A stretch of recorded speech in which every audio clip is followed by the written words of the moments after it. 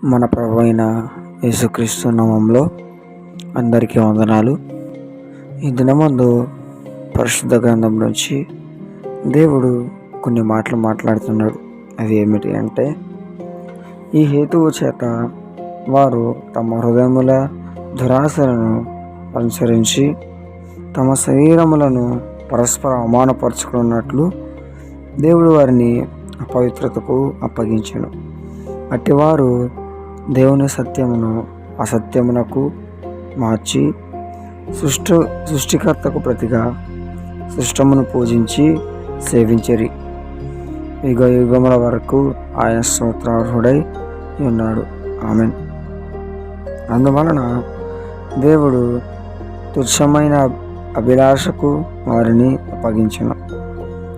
వారి స్త్రీల సైతము స్వాభావికమైన ధర్మమును విడిచి స్వాభావిక విరుద్ధమైన ధర్మమును అనుసరించిరి. అటువలే పురుషులు కూడా స్త్రీ యొక్క స్వాభావికమైన ధర్మమును విడిచి పురుషులతో పురుషులు, స్త్రీలతో స్త్రీలతో అవాచ్యమైన చేయుచు తమ తప్పిదమునకు తగిన ప్రతిఫలమును పొందుచు ఒకరి ఎడల ఒకరు కామతప్తులైరి. మరియు వారు తమ మనసులో దేవునికి చోటు ఎన్నొల్లకపోయిరి గనుక చేయరాని కార్యములు చేయుటకు దేవుడు భ్రష్ట మనసునకు వారిని అప్పగించెను.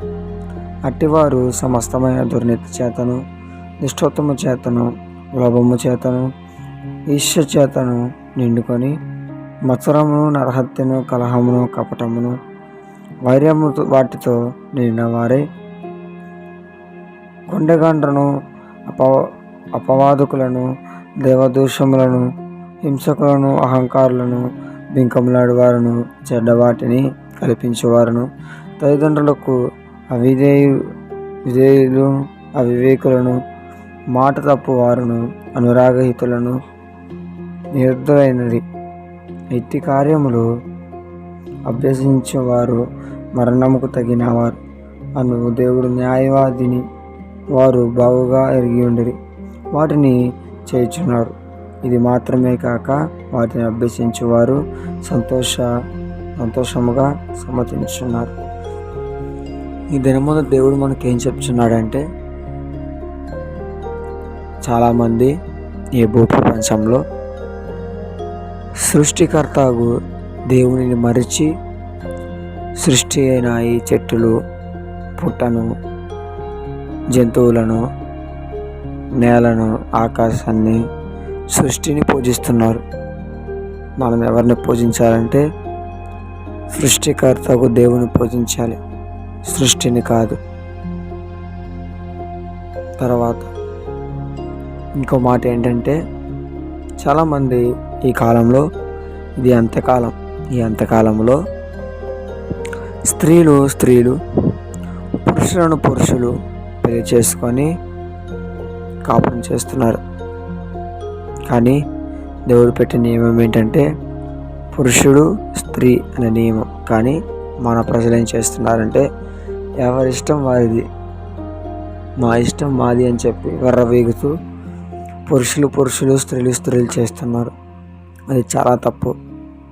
దేవుడు వారికి తగిన న్యాయం తీర్చబోచున్నాడు. మరి మీరు ఎలా ఉన్నారు? ఇంకొకటే కాదు, మనకి చాలా చెప్పాడు దేవుడు.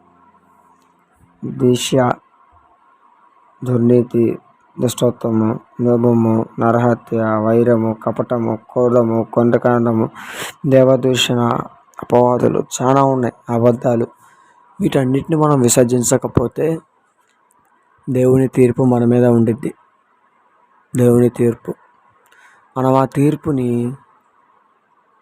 ఎదుర్కోలేం కనుక రక్షణ పొంది బాప్తిసం తీసుకొని జీవ గ్రంథములో మన పేరు లిఖించబడి తీర్పు దినమున పరలోక రాజ్యానికి ఎత్తబడి యుగ యుగములు ఆయన స్తుతిస్తూ జీవిస్తూ ఉందాం.